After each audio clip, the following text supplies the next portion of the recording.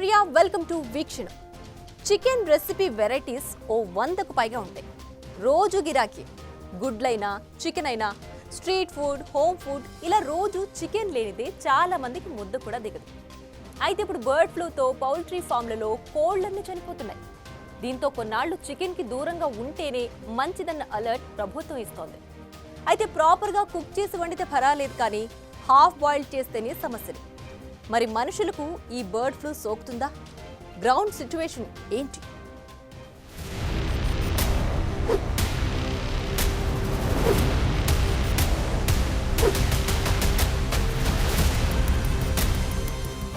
Grilled chicken, chicken tikka, peppered chicken, tandoori chicken, chicken kebab, tangdi kebab, murgh musallam, ఇలా లెక్క పెడుతూ వెళితే చికెన్ రెసిపీస్కు లెక్కే లేదు.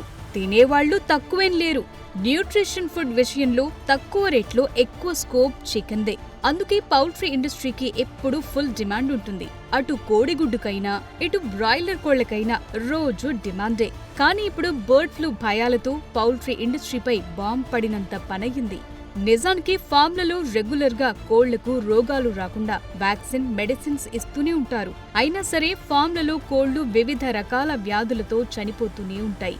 వాటిని వేరు చేసి పక్కన పడేస్తుంటారు. కానీ ఇప్పుడు బర్డ్ ఫ్లూ పెద్ద ఎత్తున సోకటంతో కోళ్లన్నీ మూకుమ్మడిగా చనిపోతున్నాయి. పదుల సంఖ్యలో కాదు, వందలు, వేల సంఖ్యలో మృత్యువాత పడుతున్నాయి.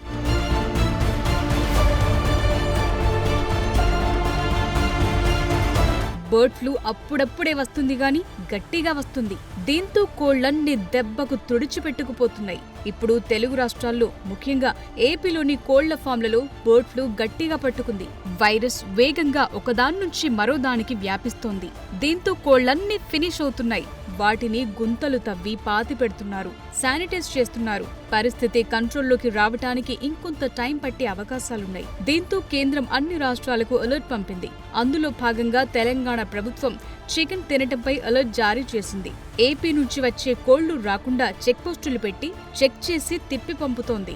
తెలంగాణ రాష్ట్ర ప్రభుత్వం ఏం చేసిందంటే, పక్క రాష్ట్రాల నుంచి ఈ బర్డ్స్ వలన ఎక్కువగా వస్తుంది కాబట్టి దాని ట్రాన్స్పోర్టేషన్, అంటే బర్డ్స్ వచ్చే ట్రాన్స్పోర్ట్ మీడియంస్ ఏవైతే ఉంటాయో, లైక్ ఈ పౌల్ట్రీ కోసం మన చికెన్ సెంటర్కి వచ్చే పౌల్ట్రీ చికెన్స్ని, తర్వాత చికెన్ సెంటర్కి వచ్చే ఎగ్స్ని, అలాగే డక్స్, తర్వాత లేయర్ బర్డ్స్ని అన్నిటినీ తెలంగాణలోకి రాకుండా నిషేధం విధించడం జరిగింది. బర్డ్ ఫ్లూ విస్తరిస్తున్న నేపథ్యంలో మా జిల్లా అధికారుల ఆదేశానుసారం పౌల్ట్రీ మన జిల్లాకు వచ్చే అవకాశం ఉన్నదో అయితే అవి రానివ్వకుండా ఇక్కడ వాహనాలను ఎప్పటికప్పుడు తనిఖీ చేస్తూ ఏమైనా వస్తే వెంటనే ఫామ్కి మళ్ళీ రిటర్న్ చేస్తూ మన జిల్లాలోకి ఎంట్రీ కాకుండా చర్యలు తీసుకుంటున్నాం. బర్డ్ ఫ్లూకు కారణమయ్యే ఏవియన్ ఇన్ఫ్లుయెన్జా చాలా డేంజర్. ఒకదానికొస్తే మిగతా వాటికి ఈజీగా కాంటాక్ట్ అవుతుంది. తట్టుకునేవి తట్టుకుంటాయి, తట్టుకోనివి చనిపోతాయి.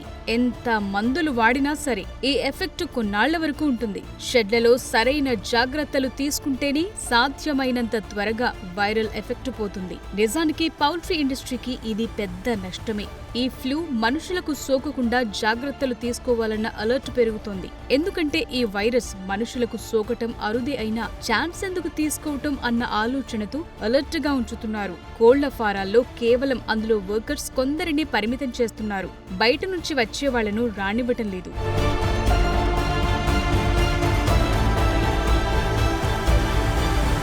నిజానికి వైరస్లు ఒకే రూపంలో ఉండవు. ఎప్పటికప్పుడు మ్యూటేట్ అవుతాయి, అంటే రూపం మార్చుకుంటాయి. సో ఇవి బర్డ్స్ నుంచి మనుషులకు సోకుతాయన్న భయాలు కూడా ఉన్నాయి. అందుకే వరల్డ్ హెల్త్ ఆర్గనైజేషన్ కూడా హాఫ్ బాయిల్డ్ ఎగ్స్, సరిగా కుక్ చేయని చికెన్ తినొద్దని సూచనలు కూడా చేసింది. నిజానికి బర్డ్ ఫ్లూ ఎక్కడొచ్చినా ఏపీ, తెలంగాణలో అలర్ట్ పెరుగుతుంది. ప్రస్తుతం ఏపీలో సిట్యుయేషన్ బాగోలేదు. తెలంగాణలో 6,000 కంటే ఎక్కువ పౌల్ట్రీ ఫామ్లున్నాయి. అందులో 9 కోట్లకు పైగా కోళ్లున్నాయి. అందుకే ఇక్కడ విపరీతంగా వ్యాపిస్తే చాలా నష్టం. సో ఎప్పటికప్పుడు ఫోకస్ పెంచుతున్నారన్నమాట.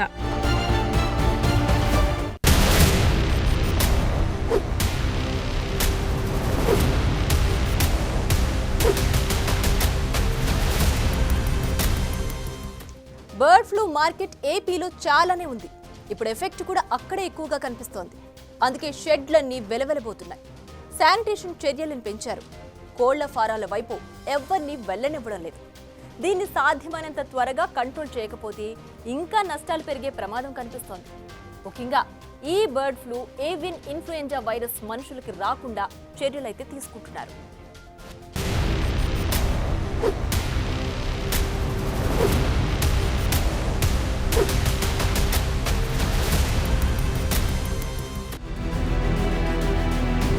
కోడిగుడ్ల ఉత్పత్తిలో ప్రపంచంలోనే భారత్ 3వ స్థానంలో ఉంది. అలాగే కోడి మాంసం ఉత్పత్తిలో ప్రపంచంలో 5వ స్థానంలో ఉంది. ఇందులో ఏపీ వాటా చాలా ఎక్కువ.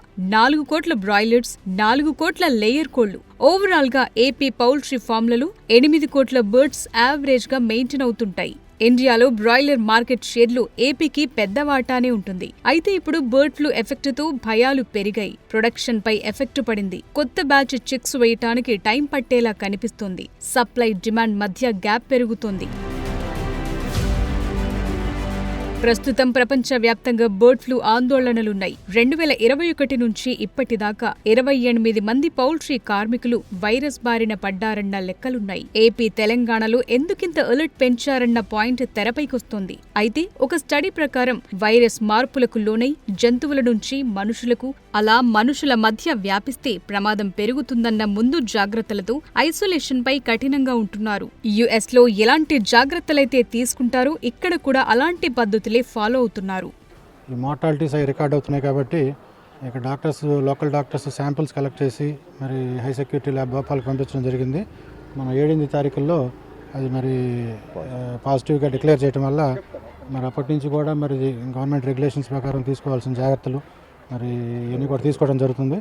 దాంట్లో భాగంగా ఏంటంటే మరి కల్లింగ్ ఏదైతే చనిపోయినాయి ఈ బతుకున్నటన్నింటినీ కూడా ప్రాపర్గా కల్ చేయాలి.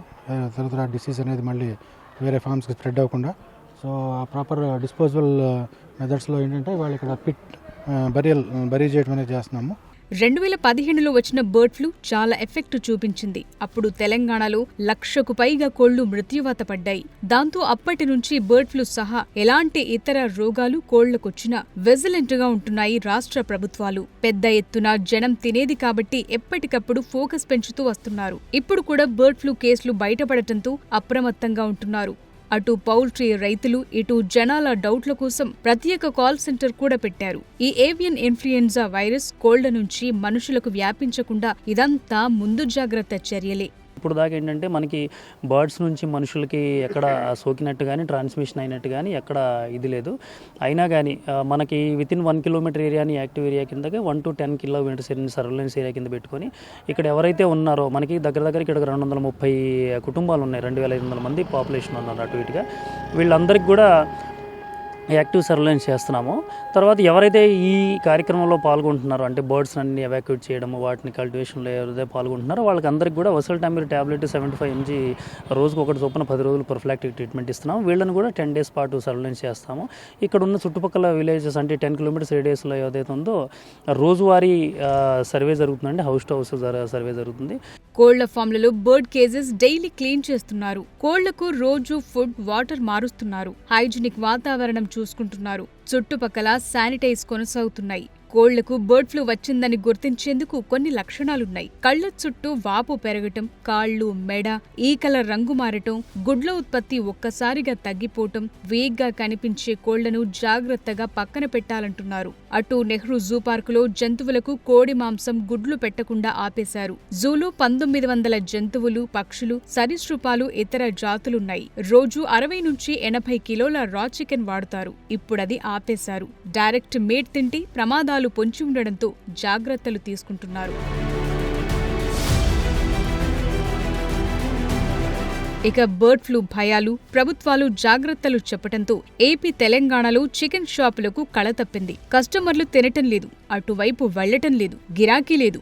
దీంతో నష్టాలు తప్పటం లేదు. రోజు 2 లక్షల రూపాయలు మరి వ్యాపారం జరిగేది కదమ్మా, మరి ఇప్పుడు మొత్తం ఆగిపోయింది కదా.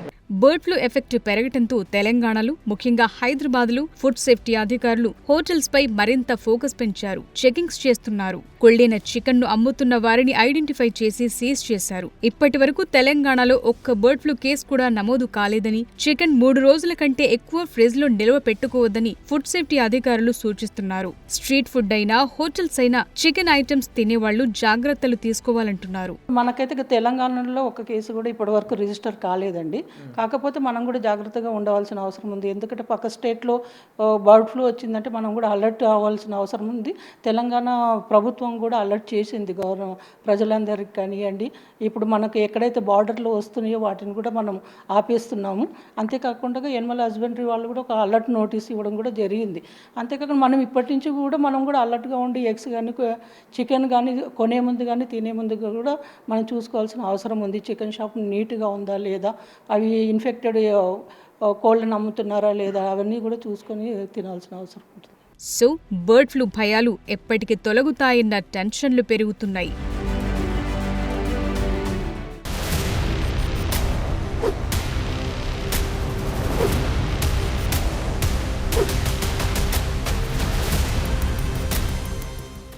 బర్డ్ ఫ్లూ కోళ్ల వరకైతే పరిమితమైతే ఓకే, కానీ మనుషులకు కూడా వ్యాపించడం మొదలు పెడితేనే అసలు సమస్యలు. అందుకే ఈ మహమ్మారిని కోళ్ల ఫామ్ దాటకుండానే అంతం చేసే పనిలో అయితే ఉన్నారు. పౌల్ట్రీ ఇండస్ట్రీ, ఇటు చికెన్ ప్రియులకు త్వరలోనే మంచి రోజులు వస్తాయని అంటున్నారు. For more videos like this, subscribe Big TV channel.